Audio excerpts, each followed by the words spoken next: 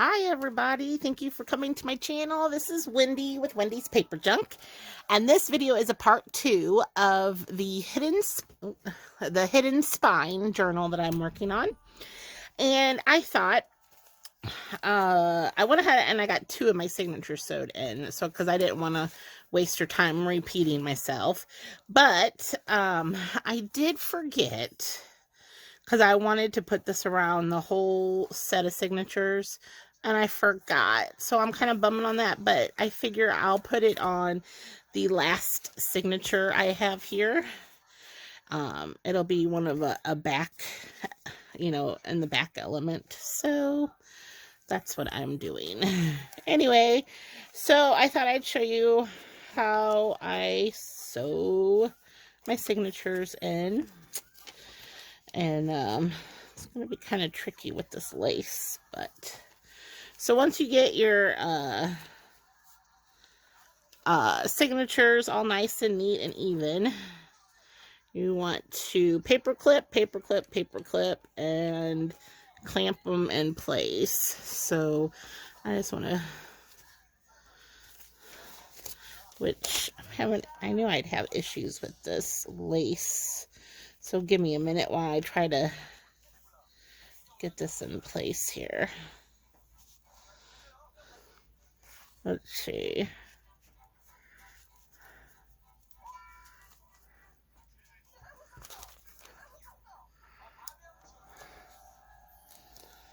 I want to make sure all my papers are straight.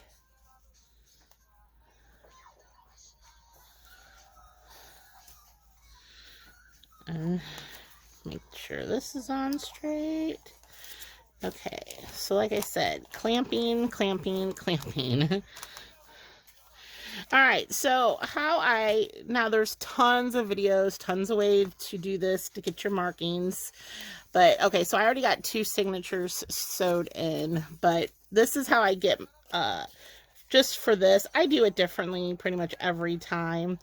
But, basically, I line up the holes, and I make a little dot where I need to pierce, I need to pierce my holes. This is called a 3-hole pamphlet stitch. Now, normally I would use my crocodile, but since they're not that many, they're not that thick, and it is kind of delicate, I prefer using my stylist, or my awl. I guess you could call it an awl. And basically, where I put those dots into the crease, I just push, and if you see, my awl goes right through it because this thing is wicked sharp. And I do that for all 3 holes. And this, okay. And then I am also using, for this particular journal, I'm using a waxed cording. And the reason why I'm using a waxed cording for this one especially is because a lot of these pages are delicate, they're vintage, and they tear easily. And with wax cording, it doesn't shift, it doesn't slide, whereas regular, baker's twine or thread can kind of seesaw or shift a little, and eventually, it'll wear away, whereas this kind of sticks into place. So that's another reason why I'm using the waxed thread on this. Another tip is to make sure your signature is going the right direction. So what I do is I go into the center hole. Let me go ahead and I pull it through until I have a tail, and I kind of hold on to the tail with my thumb, okay? And then I come here to where my, to get it started here. You should have your holes marked, okay? So I'm going through the center hole here. It's always such a pain to try to show this in a way that everybody can see it and understand it. I'm sure there's better camera angles out there on some of the videos. All right, so you come through the back, okay? And what I do, I'll go up through the top hole, and then up through the top hole of your signature, up through here. So you're going through both, and give it a little tug, and then you're going to come all the way down to this bottom hole, and you're going to go through the bottom hole. Oops, if I can find it.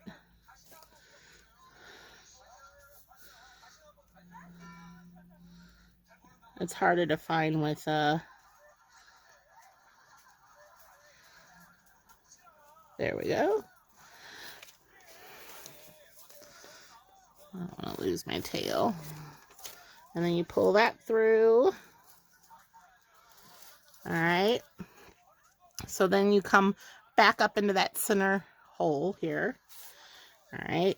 And this one is usually tricky because I've got lace in the way here. There we go.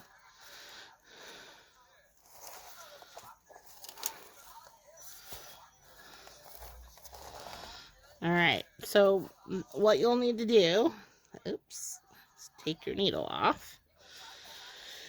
Make sure you give it a tug on both sides. So these aren't loose, but they're not so tight you're pulling in, you know. So firmly. And then I just do a couple knots. And like I said, the waxed cording, it sticks, so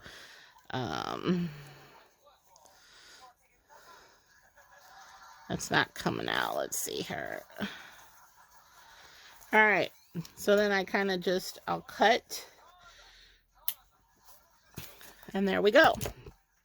Of course, save your leftovers. So I gotta take these out, and my paper clip off my lace. All right, so then I'll kind of just press it both ways just to make sure they're in. Okay, so all three signatures, see them, are sewed into this spine. And then the next thing, oh, I put my clamps away too fast.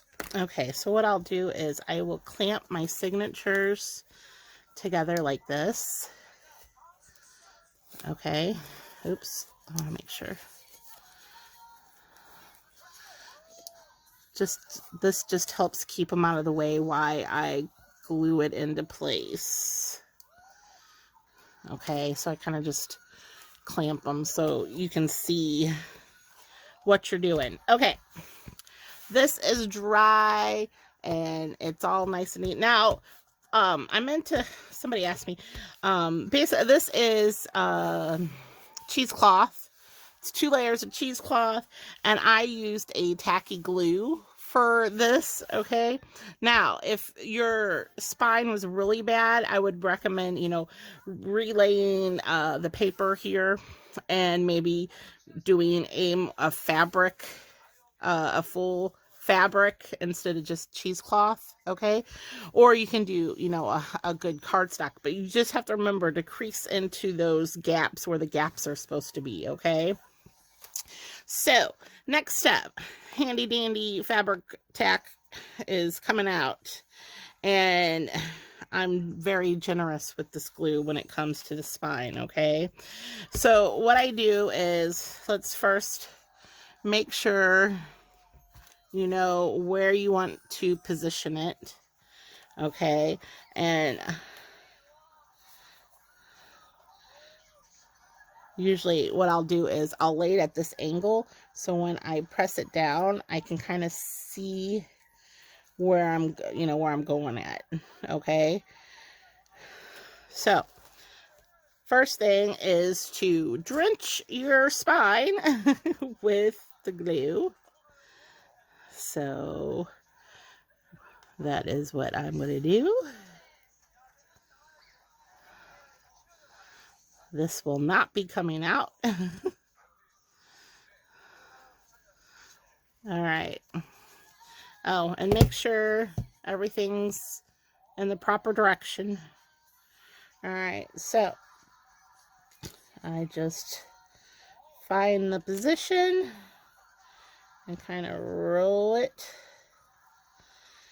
And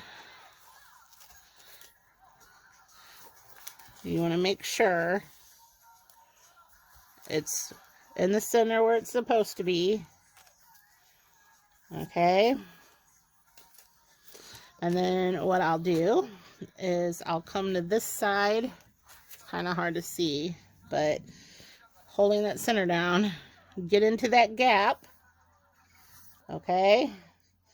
Don't chintz on the gap part.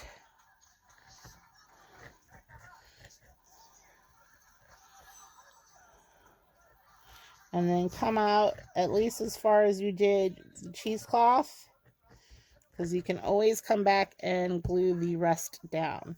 So this a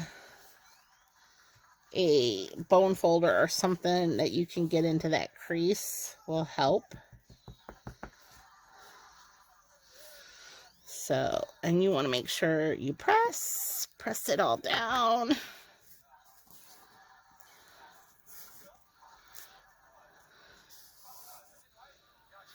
Okay, and let's do this side.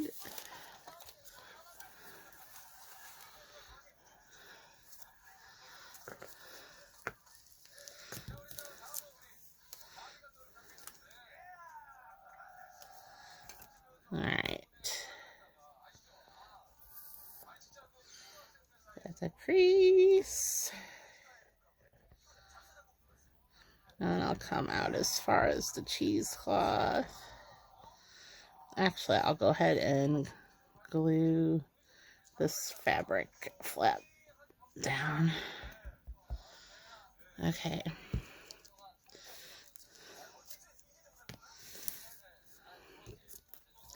All right. Make sure you press into that crease.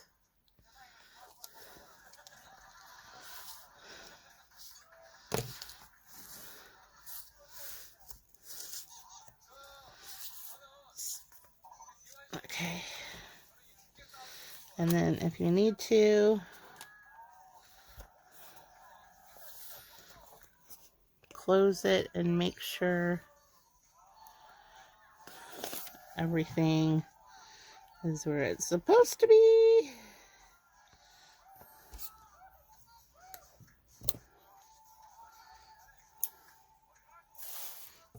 Okay. Then I'll unclamp it right now, and what I'll do is between the signatures, make sure you press. You want that glue to really adhere.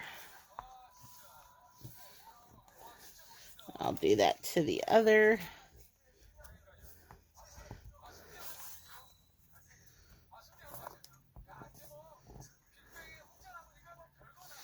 All right. And then once again, press.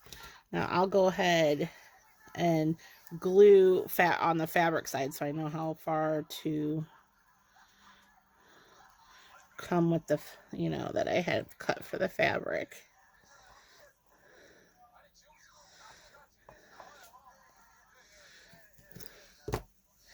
All right. And if you see me, I'm pressing again. I'm very anal about making sure this is good and fully pressed, full coverage, because that's where a lot of the wear and tear and the strain is on that bend when you bend your book. okay? This right here is where all of the stress and the wear and tear come. So this glued and bonded and, you know, really fully covering it is what keeps it nice and reinforced. That's why I use a heavier, like, upholstery fabric. Okay. Let's make sure I got this side pretty. And it came just far enough because I wanted to save this library pocket. Okay. And then it closes. And I do want to cut off some of this.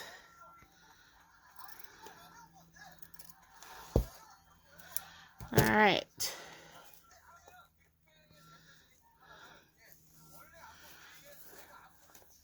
Make sure it is glued at the bottom of the spine. So basically, what I will do, here goes my doggie. She must be hearing something. I like to trim my stuff down a little. All right, and if there's any, so I have enough fabric here in this spine that I can close this up so you don't see the hidden spine. See? Oops. Focus! So there's no gap. So I glue it, and I glue that fabric down so you don't see it. Okay? Same way on this side. There's a little bit of fabric, okay, that you can put a little bit of glue in, and it just kind of closes up that end a little, so you're not peeking down the back side of it. Okay, that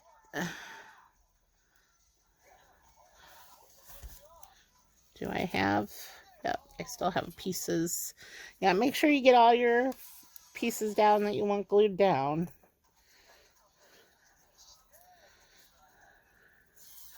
I want that glued down really good because that is going to be how my front cover looks.